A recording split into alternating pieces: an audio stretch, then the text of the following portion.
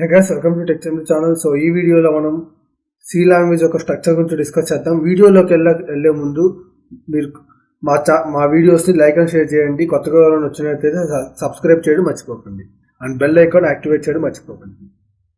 So let me open my work space. Work space ఎలా open చేయాలో చెప్పాను. దీని విజువల్ స్టూడియో కోడ్తో ఎలా లాంచ్ చేయాలో. So show more options Windows 11 అయితే మామూలుగా అయితే మీకు డైరెక్ట్గా విండోస్ 10, విండోస్ 8, విండోస్ 7 అయితే డైరెక్ట్గా ఇక్కడే కనపడుతుంది ఓపెన్ విత్ కోడ్ అని. ఓపెన్ విత్ కోడ్ కొట్టగానే అది ఓపెన్ అవుతుంది. సో సి లాంగ్వేజ్ యొక్క స్ట్రక్చర్ ఎలా ఉంటుందంటే ఈ విధంగా ఉంటుంది. డాక్యుమెంట్ సెక్షన్, దీంట్లో డాక్యుమెంట్ సెక్షన్ అనేది అంతగా ఇంపార్టెంట్ ఏమి కాదు. దీంట్లో మెయిన్ ఇంపార్టెంట్ అయినవి pre processor section, main function section.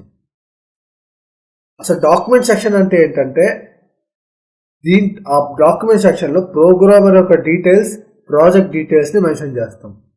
ఎందుకంటే ఇప్పుడు ఒక సాఫ్ట్వేర్ అంటే ఒక్కడే కూర్చొని డిజైన్ చేయడు, అది హ్యూజ్ సాఫ్ట్వేర్. సో దాన్ని 10-20 మంది కూర్చొని డిజైన్ చేయాలి. 10-20 మంది కూర్చొని చేయాలి అంటే ఒక ప్రాజెక్ట్ ఇంకొకరికి అర్థం కావాలి. ఒకరు రాసిన కోడ్ ఇంకొకరికి అర్థం కావాలి అండ్ ఆ కోడ్ ఎవరు రాశాడు ఏంటో కూడా అర్థం కావాలి. సో ఈ డీటెయిల్స్ అన్ని డాక్యుమెంట్ సెక్షన్లో రాస్తాం. డాక్యుమెంట్ సెక్షన్లో ఎలా రాస్తామంటే కామెంట్ లైన్స్ యూజ్ చేసి రాస్తాం. కామెంట్ లైన్స్ అంటే సి కంపైలర్కి అర్థం కాకుండా కేవలం ప్రోగ్రామర్స్కి అర్థమయ్యేటట్టు డిజైన్ చేసి ఉంటాయి. అంటే కామెంట్ లైన్స్ సి కంపైలర్ వాటిని ఒమిట్ చేసేస్తుంది, వాటిని తీసుకోదు. సో కామెంట్ లైన్స్ ఎలా రాయాలంటే సింగిల్ లైన్ కామెంట్ అయితే 2 స్లాష్లు ఇచ్చి రాయాలి. So this is line. అదే మల్టిపుల్ లైన్స్ రాయాలంటే దీంట్లో స్టార్టింగ్ ఉంది, ఎండింగ్ ఉంది. Slash star starting. ఇక్కడ మనం కామెంట్స్ రాస్తాం.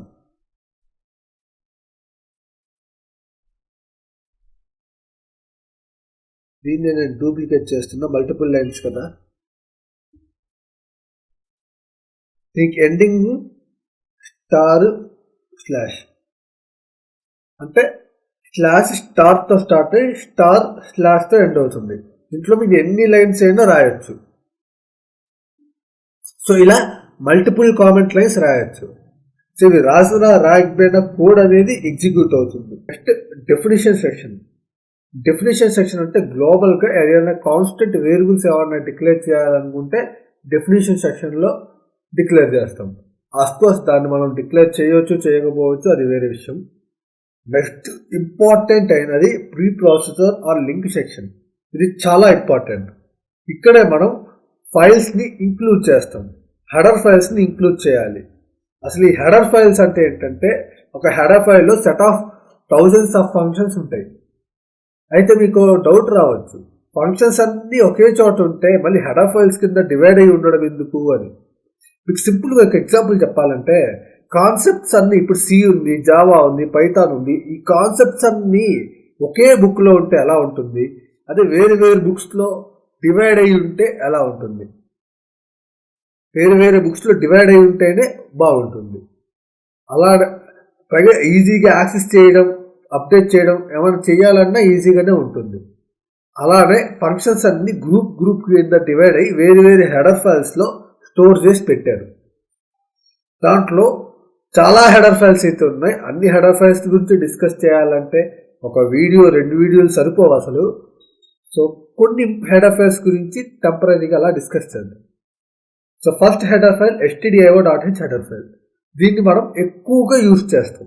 ఎందుకంటే దీంట్లో మెయిన్లీ 2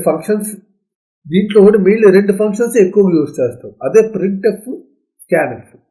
ప్రింట్ఎఫ్ అంటే డేటాని ప్రింట్ చేయడం, స్కాన్ఎఫ్ అంటే ఎగ్జిక్యూషన్ టైంలో యూజర్ ఎంటర్ చేసిన వేరియబుల్స్ని తీసుకొని వేరియబుల్స్లో స్టోర్ చేయడం. ఈ పనులు చేయడానికి స్కాన్ఎఫ్ యూజ్ చేస్తారు, ప్రింట్ చేయడానికి ప్రింట్ఎఫ్ యూజ్ చేస్తారు. గెట్ సి అనేది ప్రింట్ఎఫ్ కి కంప్లీట్లీ డిఫరెంట్. గెట్ సి అంటే జస్ట్ క్యారెక్టర్స్ మాత్రమే రీడ్ చేస్తుంది. స్కాన్ఎఫ్ అంటే క్యారెక్టర్సే కాకుండా అన్ని డేటా టైప్స్ రీడ్ చేస్తుంది. కానీ గెట్ సి అంటే క్యారెక్టర్స్ మాత్రమే రీడ్ చేస్తుంది. పుట్సి అంటే క్యారెక్టర్స్ మాత్రమే ప్రింట్ చేస్తుంది. ఎఫ్ ఓపెన్ అంటే ఇది ఫైల్ ఆపరేషన్స్ సంబంధించినవి. ఎఫ్ ఓపెన్ అంటే ఒక ఫైల్ని ఓపెన్ చేయడం, ఎఫ్ క్లోజ్ అంటే ఒక ఫైల్ని క్లోజ్ చేయడం, రిమూవ్ అంటే ఫైల్ని డిలీట్ చేయడం. సో ఫైల్స్ని ఆపరేట్ చేయడానికి అంటే ఫైల్స్ని కూడా కంట్రోల్ చేయొచ్చు సి లాంగ్వేజ్తో ఈ fopen, fclose, remove అనే ఫంక్షన్స్ యూజ్ చేసి. సెకండ్ మోస్ట్ హెడర్ ఫైల్ వచ్చేసి stdlib.h. దీంట్లో మెలాక్ ఫ్రీ ఫంక్షన్స్ ఎక్కువగా యూజ్ చేస్తాం. మెలాక్ అంటే it allocates memory during execution of program. అంటే మనం ముందే అలొకేట్ చేస్తూ ఉంటాం. మామూలుగా stdlib లేనప్పుడు ముందే అలొకేట్ చేస్తున్నప్పుడు ఏమవుతుందంటే స్టోరేజ్ అనేది కరువు అవుతుంది. మనకి ఇంతకుముందు ఇప్పుడంటే మనం స్టోరేజ్ 1 TB 2 TB వాడుతున్నాం. కానీ ఇంతకుముందు మన దగ్గర చాలా లిమిటెడ్ స్టోరేజ్ ఉండేది, కరువులో ఉండేది స్టోరేజ్ అనేది. 256 MB స్టోరేజ్ మాత్రమే దొరికేది. సో అలాంటప్పుడు ముందే అలొకేట్ చేయకూడదు, ఎంత కావాలో అంతే వాడుకోవాలి. అందుకే మెలాక్ అనేది ఎంత కావాలో అంతే వాడుకునేటట్టు చేస్తుంది. ఒకవేళ ఎక్కువ ఏమైనా వాడుకుంటే ఫ్రీ అనేది ఆ స్టోరేజ్ని వదిలేయడానికి యూజ్ చేస్తుంది. It free the allocated memory. Abort it terminates the C program. So exit అంటే ఏదైనా కోడ్ జరుగుతూ ఉన్నప్పుడు మధ్యలోనే ఎగ్జిట్ అయిపోవడం. ఆ కోడ్ పూర్తిగా ఎగ్జిక్యూట్ కాకుండా ఎగ్జిట్ అవడానికి ఎగ్జిట్ అనేది యూజ్ చేస్తాం. అటోల్ అంటే it converts a string to long int. ఒక స్ట్రింగ్ నుంచి లాంగ్ ఇంట్ కిందకి కన్వర్ట్ అవుతుంది.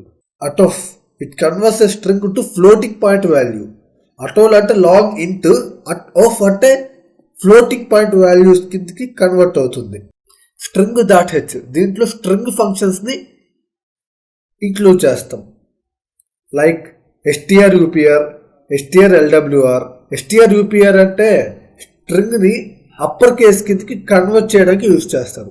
strlw అంటే స్ట్రింగ్ లోవర్, అంటే స్ట్రింగ్ని లోవర్ కేస్ లెటర్స్ కిందకి కన్వర్ట్ చేయడానికి యూజ్ చేస్తారు.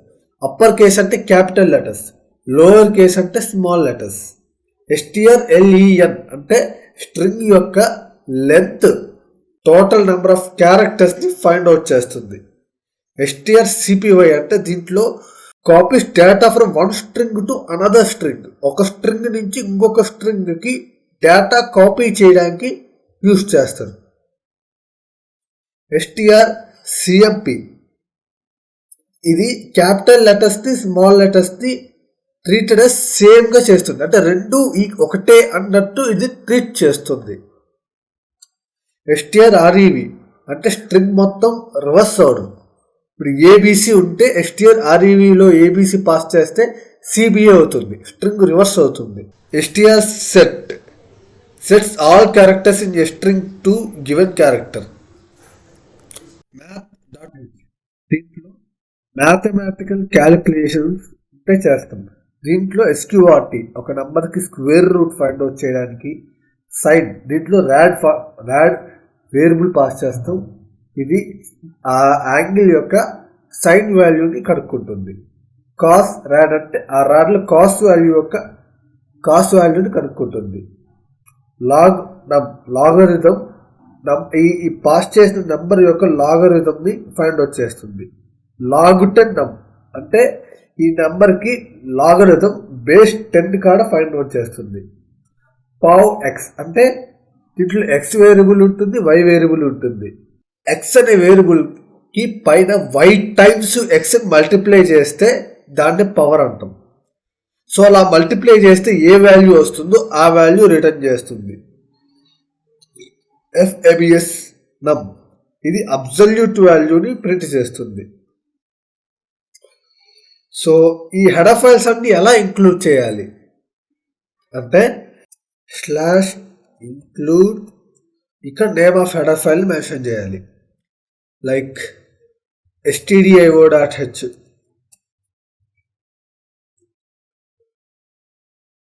ఇంకా హెడర్ ఫైల్స్ ఏమైనా ఇంక్లూడ్ చేయాలనుకుంటే చేసుకోవచ్చు, like /include same syntax math.h ఇలా ఎన్ని కావాలంటే అలా అన్ని ఇంక్లూడ్ చేసుకోవచ్చు.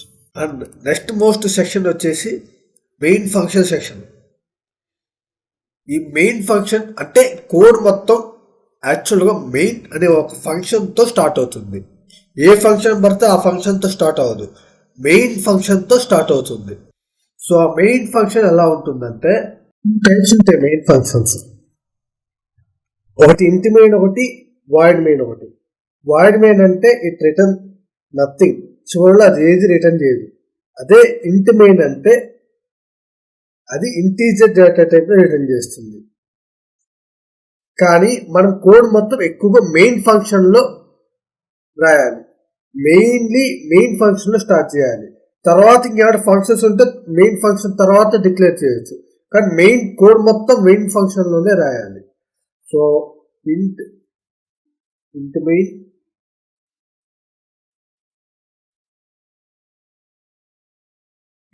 అన్నప్పుడు చివరిలో రిటర్న్ 0 ఖచ్చితంగా ఉండాలి.